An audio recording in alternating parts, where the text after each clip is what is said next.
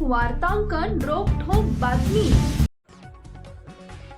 बारामती पोटनिवडणुकीच्या पार्श्वभूमीवर जोरदार घडामोडी घडत असून राज्याचे उपमुख्यमंत्री सुनेत्रा पवार या अजित पवारांच्या निधनानंतर रिक्त झालेल्या मतदारसंघातून निवडणूक लढणार आहेत। अजित पवारांच्या पक्षाकडून सुनेत्रा पवारांची उमेदवारी निश्चित आहे, मात्र ही निवडणूक बिनविरोध व्हावी यासाठी अजित पवारांच्या राष्ट्रवादीबरोबरच भारतीय जनता पार्टीही आग्रही आहे।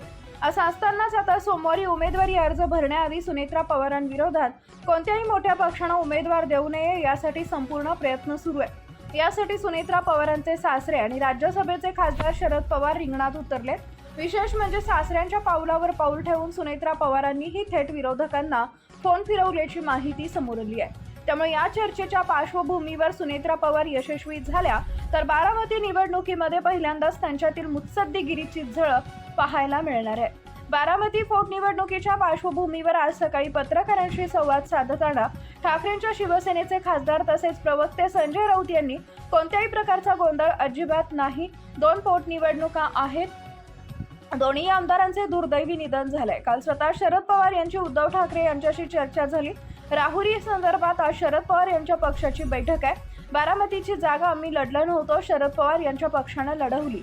राहुरीसाठी आमच्या पक्षाकडून 3 महत्त्वाचे नेते इच्छुक आहेत, पण इच्छुक असले तरी निर्णय घेऊ। पहिली संधी राष्ट्रवादी, कारण त्यांना ती जागा लढलेली होती। आमच्याकडे 3 इच्छुक आहेत, नंतर काँग्रेस, असं राऊत म्हणाले।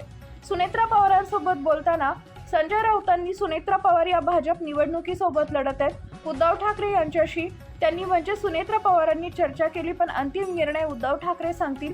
अजूनही शिवसेना पक्षप्रमुखांनी निर्णय दिला नाही। निवडणूक आहे, आम्हाला त्यांच्याबद्दल आदर आहे, सन्मान आहे, पण निवडणुका लढवायच्या नाहीत, बिनविरोध करायचा हा अट्टाहास चुकीचा आहे। महाविकास आघाडीमध्ये चर्चा सुरू आहे। महाविकास आघाडी एकसंघ आहे आणि महाविकास आघाडी म्हणून आम्ही एक आहोत, असं स्पष्ट केलं आहे। आता सुनेत्रा पवारांनी सासऱ्यांप्रमाणे थेट फोन डिप्लोमसीच्या माध्यमातून उद्धव ठाकरेंकडे मागितलेला मदतीचा हात उद्धव पुढे करतात का हे पाहणं महत्त्वाचं ठरणार आहे। सुनेत्रा पवारांची मागणी ऐकून उद्धव ठाकरे गटानं त्यांची साथ दिली तर काँग्रेस सर्व अर्थाने या निवडणुकीत एकटी पडेल। काँग्रेसनं ही पोटनिवडणूक लढण्याचा निर्णय घेतल्याची माहिती मिळते, मात्र एकटी काँग्रेस इथं किती तग धरू शकेल ही शंकाच आहे। हर्षवर्धन सपकाळ हे प्रदेशाध्यक्ष आहेत। आम्ही आमच्या 3 उमेदवारांशी चर्चा केली आहे, कधी उमेदवार द्यावे लागतील सांगता येत नाही, असं सूचक विधान राऊत यांनी काँग्रेसच्या भूमिकेसंदर्भात बोलताना व्यक्त केलं आहे।